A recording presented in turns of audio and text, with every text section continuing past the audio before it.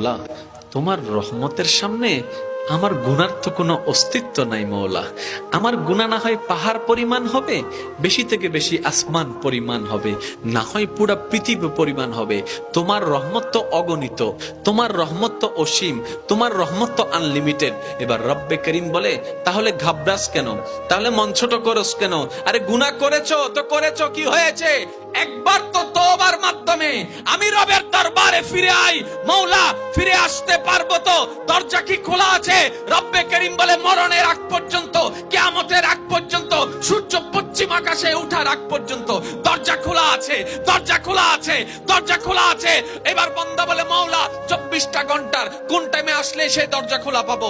রব্বে করিম বলে, আরে ব্যাংকের দরজা খোলা থাকে নির্দিষ্ট সময়ে, অফিস আদালতের দরজা খোলা থাকে নির্দিষ্ট সময়ে, এমনকি ঘরের দরজাও খোলা থাকে নির্দিষ্ট সময়ে, এর বাইরে যাই না। কিন্তু তোর রবের দরবার এমন একটা দরবার, 24টা ঘন্টার যেই কোনো মুহূর্তে তুই আসবি, তোর রবের দরবার তোর জন্য খোলা থাকবে। সুবহানাল্লাহ।